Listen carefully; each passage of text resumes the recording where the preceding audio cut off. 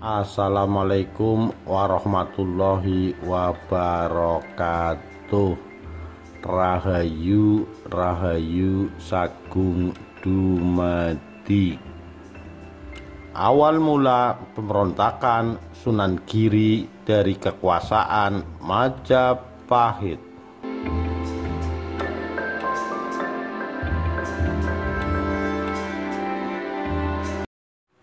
Blambangan atau sekarang Banyuwangi pada sekitar tahun 1450 Masehi terkena wabah penyakit.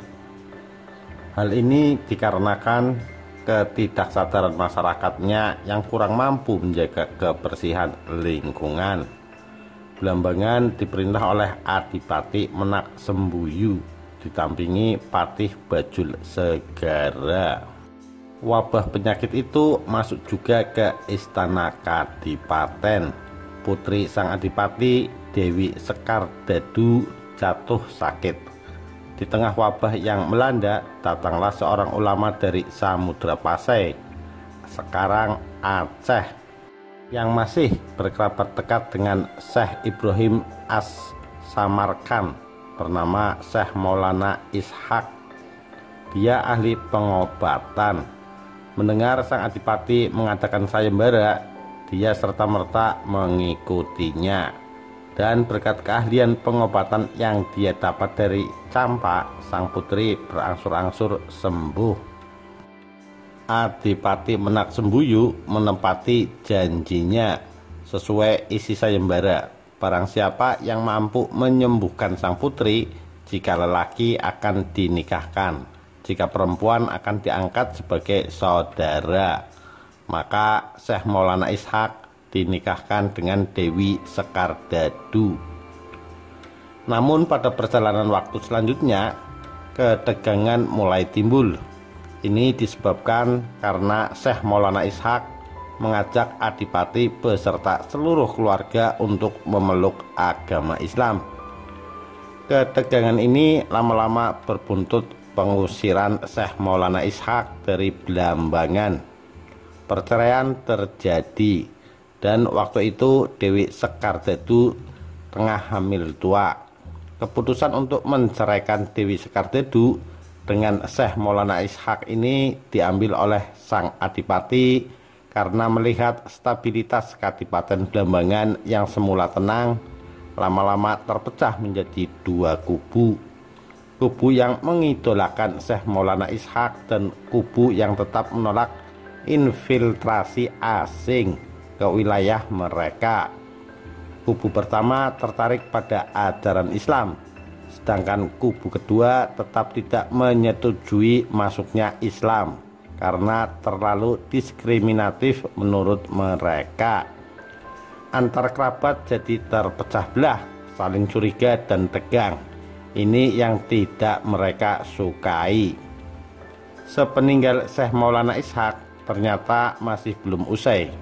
Kubu yang pro ulama Pasai ini kini menantikan kelahiran putra sang Syekh yang tengah dikandung Dewi Sekardadu. Sosok Syekh Maulana Ishaq kini menjadi laten bagi stabilitas Blambangan.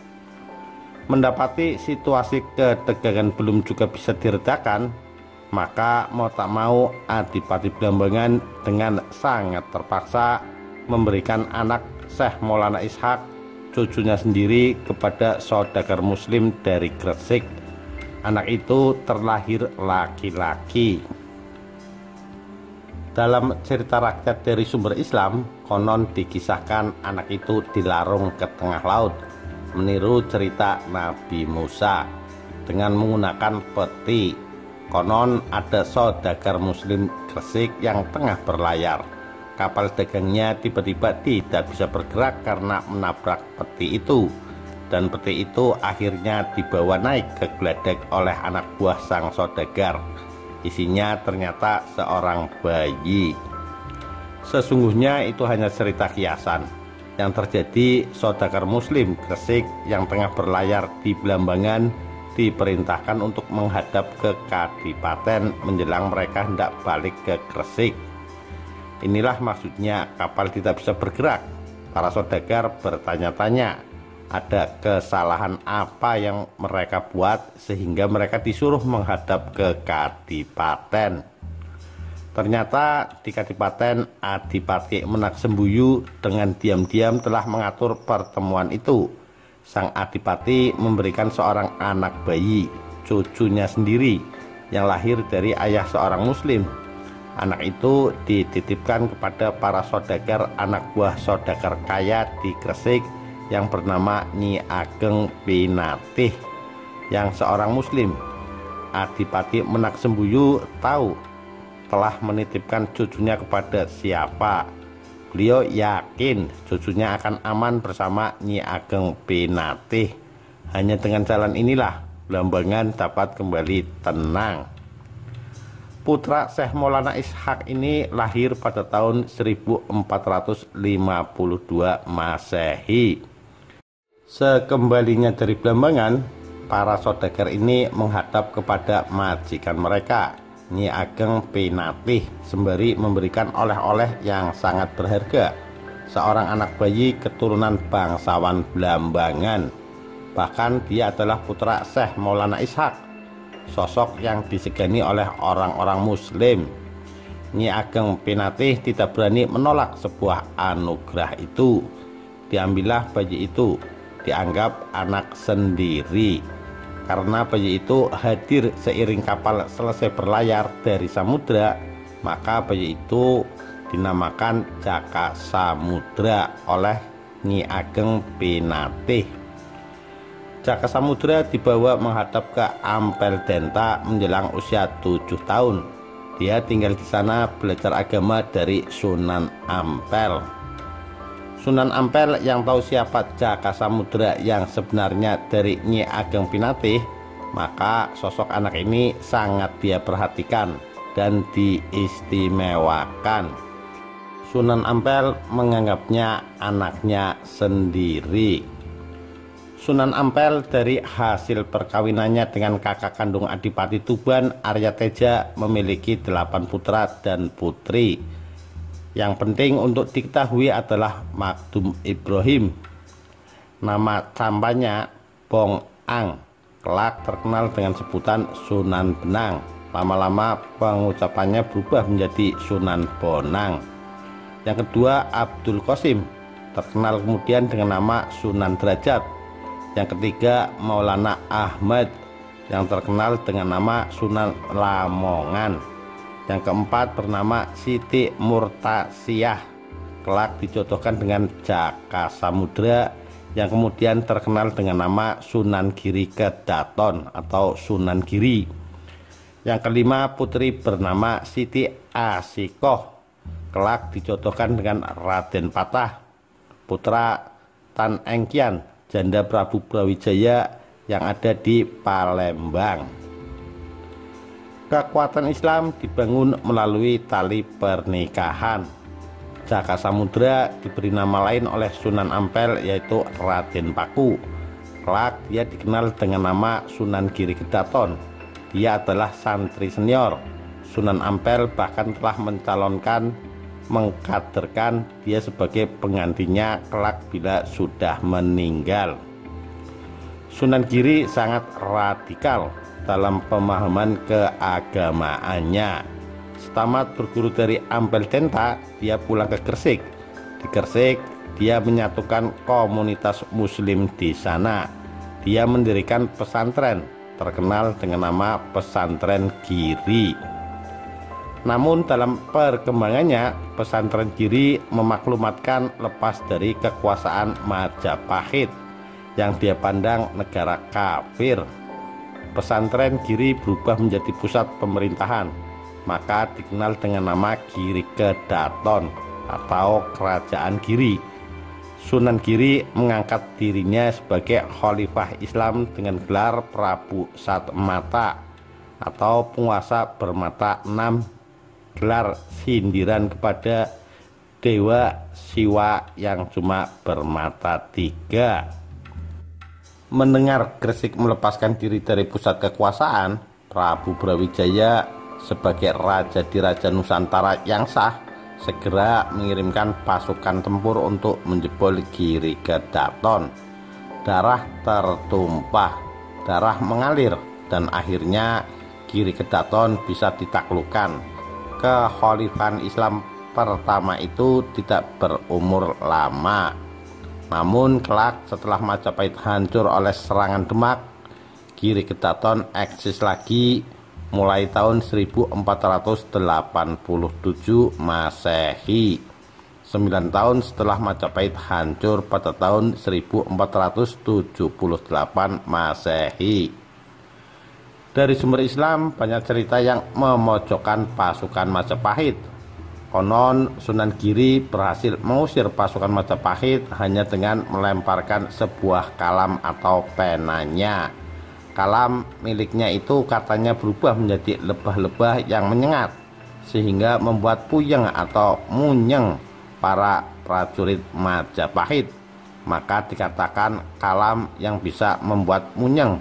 Inilah senjata andalan Sunan Giri. Maka dikenal dengan nama Kalamunyeng. Sesungguhnya lah ini hanya kiasan belaka.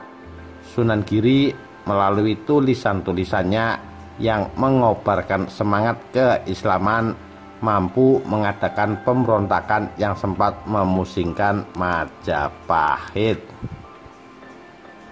Namun karena Sunan Ampel meminta pengampunan kepada Prabu Brawijaya, Sunan Giri tidak mendapatkan hukuman, tapi gerak-geriknya selalu diawasi oleh pasukan telik Sandibaya atau intelijen Majapahit. Inilah kelemahan Prabu Brawijaya, terlalu meremehkan bara api kecil yang sebenarnya bisa membahayakan.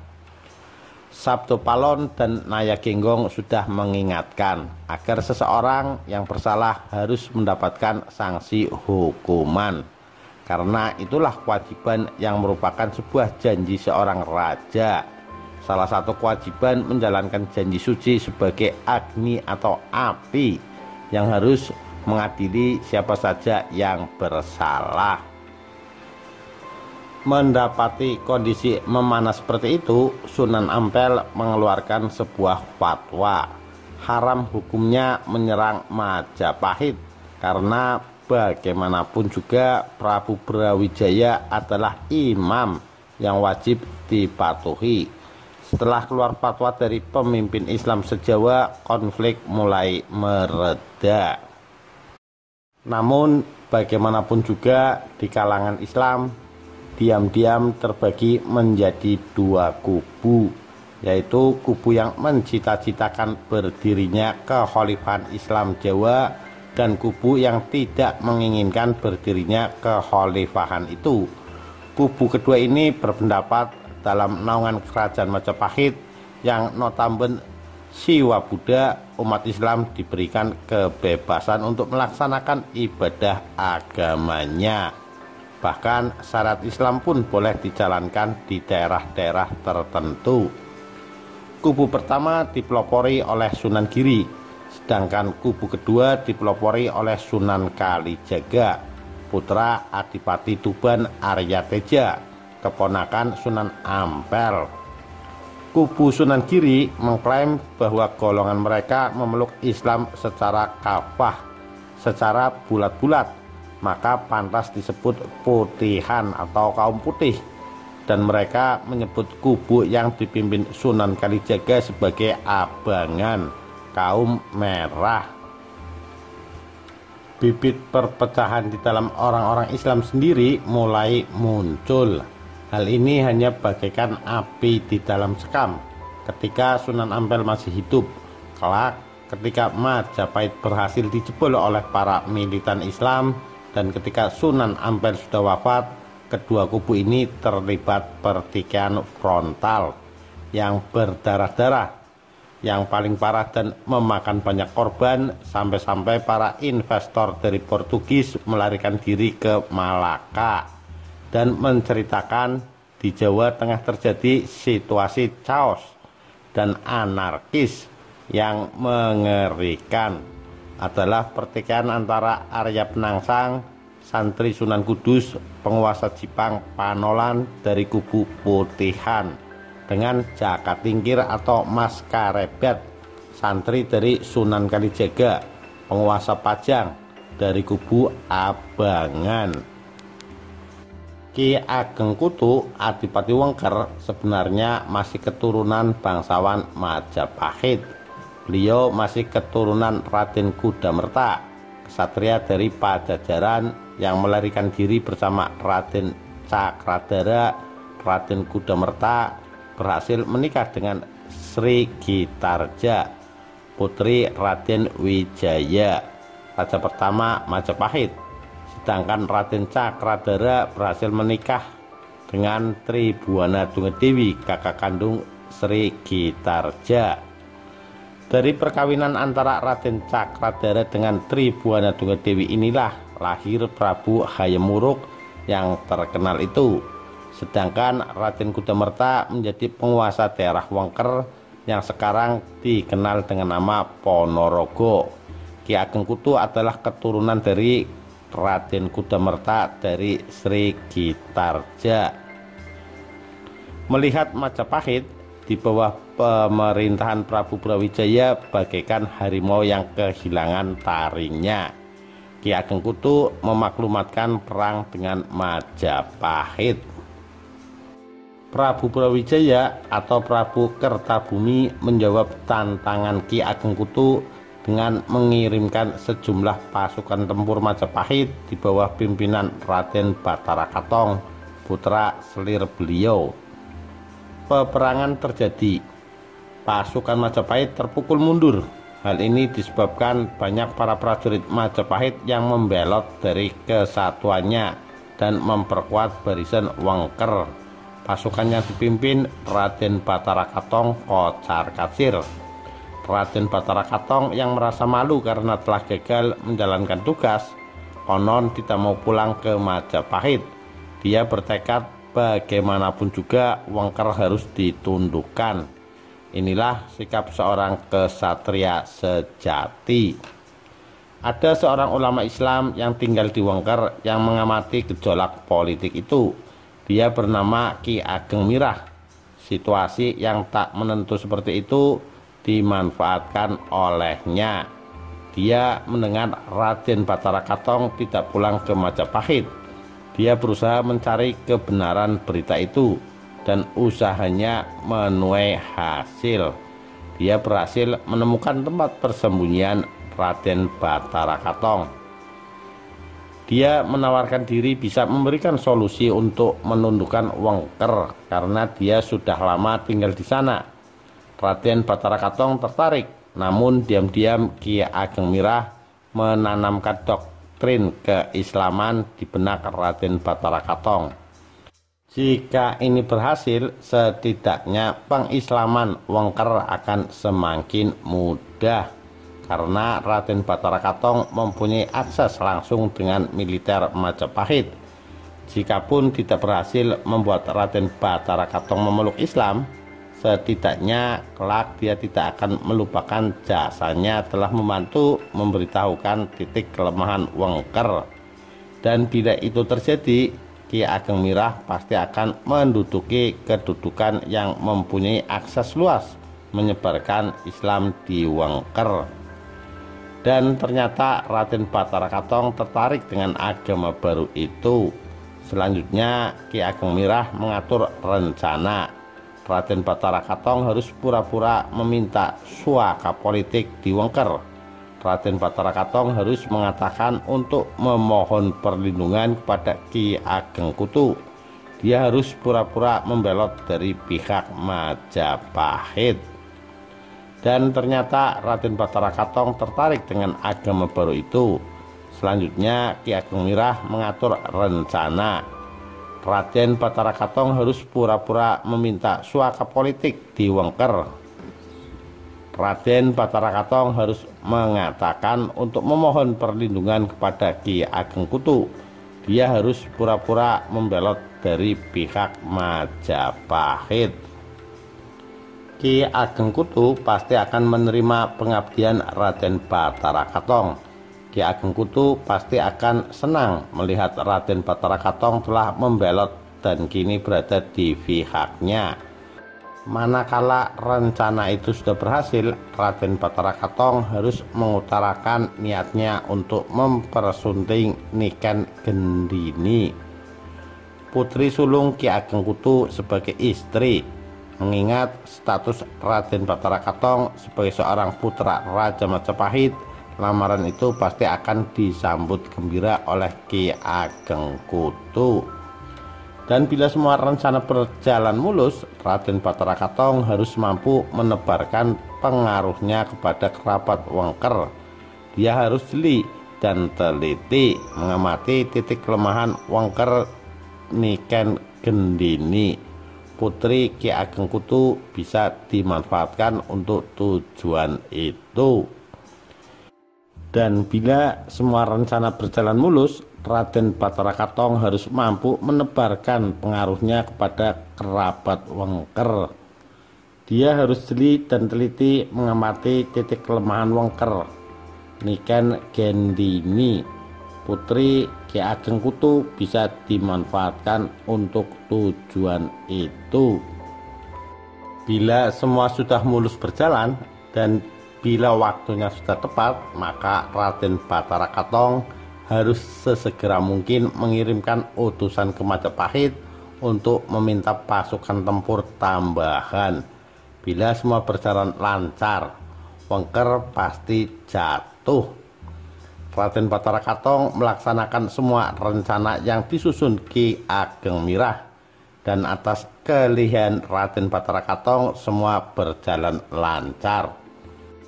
Ki Ageng Kutu yang merasa masih mempunyai hubungan kekerabatan jauh dengan Raden Batara Katong, dengan sukarela berkenan memberikan suaka politik kepadanya. Ditambah ketika Raden Batara Katong mengutarakan niatnya untuk mempersunting Niken Gendini, Ki Ageng Kutu serta-merta menyetujuinya. Rencana bergulir, umpan sudah dimakan, tinggal menunggu waktu. Niken Gendini mempunyai dua orang adik laki-laki, Suramenggala dan Surahandaka. Niken Gendini dan Suramenggala berhasil masuk pengaruh Raden Batara Katong, sedangkan Surahandaka tidak. Raden Batara Katong berhasil mengungkap segala seluk-beluk kelemahan Wengker dari Niken Gendini.